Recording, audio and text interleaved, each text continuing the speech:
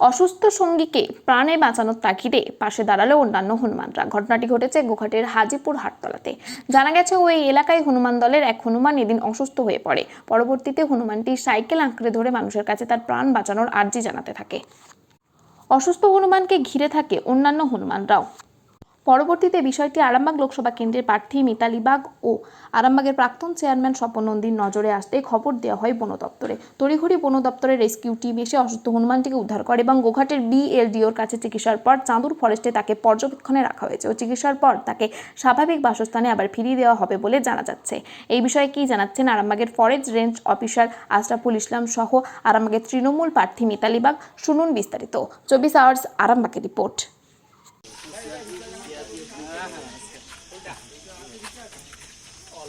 Celebrity হয়েছে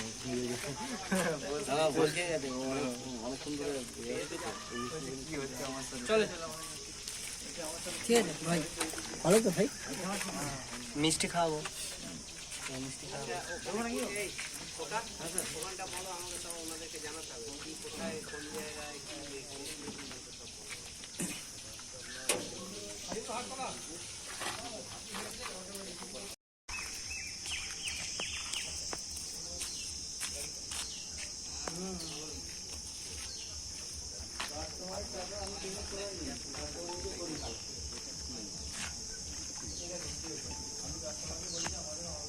বলতে আমার কাছে 10:30 নাগাদ একটা খবর আসলো যে একটা হনুমান অ্যাক্সিডেন্ট হয়েছে হাজিপুর হাটতলাতে। ছেলেরা ফোন করেছিলেন বা আমার একটা অফিস থেকে ফোন করেছিলেন আমাকে। আমি তৎক্ষণাৎ ওখানে ছুটে যাই, দেখলাম যে সত্যি ওটা মানে হনুমানটা খুব গুরুতর আহত হয়েছে। একটা বুলেরো না দৃশ্যে এরকম ধরনের একটা জিনিস হনুমানটাকে তো ছুটে আসছিলো, কিছু একটা হয়েছে, সে মুহূর্তেও আঘাত পায়। আঘাতটা খুব জোরালো ছিল।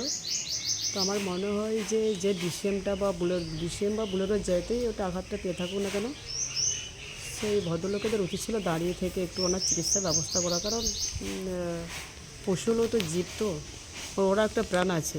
প্রচুর রক্তপাত হয়েছে, আর কোমরের দিকে খুব বেশি চোটটা পেয়েছে। এবার ওদের যে ওদের ছিল আরও হনুমানের যে দলটা ছিল, তারা একদম রাস্তা হেসে ওকে বাঁচানোর জন্য ছুটে আসে। মানে মানুষজন ভয় পায়, রাস্তা চলাচল একটুখানির জন্য একটু হলেও ব্যাহত হয়েছিল। তারপর আমি বিভিন্ন জায়গাতে ফোন করি। আমি গোঘাট ওসি স্যারকে ফোন করেছিলাম, তারপর বিডিও স্যারকে ফোন করেছিলাম এবং আরও বিভিন্ন প্রান্তে ফোন করেছিলাম, যে ফরেস্ট অফিস থেকে এসে ওনাকে রেস্কিউ করে। পাশে হাজিপুর হাটতলার কাছাকাছি একটা হনুমান উন্ডেড অবস্থায় পড়ে আছে। খবর পাওয়া মাত্রই আমাদের এখান থেকে ওয়াইল্ড লাইফ রেস্কিউ টিম তারা সেখানে পৌঁছায়। হনুমানটাকে উদ্ধার করা হয়। উদ্ধার করার পর গোঘাটে যে বিএলডিও আছে, সেই বিএলডিওর ওখানে নিয়ে গিয়ে ওটাকে ট্রিটমেন্ট করানো হয়েছে। ট্রিটমেন্ট করিয়ে এখন ওটাকে আমাদের এখানে চাঁদুর ফরেস্টে আনা হয়েছে, অবজারভেশনে রাখা আছে।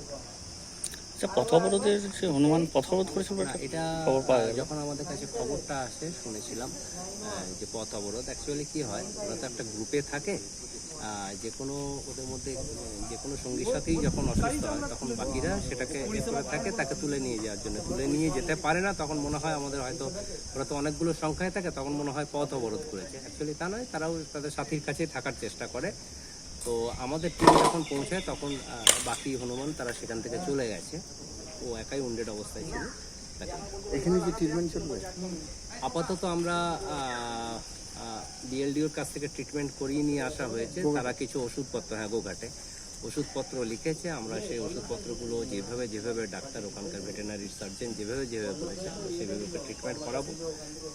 যদি আস্তে আস্তে সুস্থ হয়ে যায় তাহলে আমরা তার স্বাভাবিক বাসস্থানে ফিরিয়ে দেবো। আর যদি দেখা যায় যে এখানে রেখে আমরা ট্রিটমেন্ট করাতে পারছি না, অবস্থার অবনতি হচ্ছে, তাহলে আমরা এদেরকে আরও ভালো ট্রিটমেন্টের জন্য করতে ছাড়া সুস্থ হয়ে গেলে কি ছাড়া এখান থেকে হবে না আবার ওই এলাকায় নিয়ে যেতে? না, এরকম নয়। আমরা কোনো ফাঁকা এলাকায় ওকে ছেড়ে দিই। এখন ওর তো গ্রুপ বেরিয়ে গেছে, হ্যাঁ, তাহলে স্বাভাবিকভাবে অন্য গ্রুপের মধ্যে যদি তাকে দিই তাহলে মারপিট লেগে যাবে বা তাতে করে আরও অসুস্থ হয়ে যাওয়ার ব্যাপার থাকে।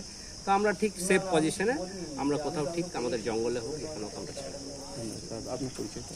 আমি আশরাফুল ইসলাম, রেঞ্জ অফিসার।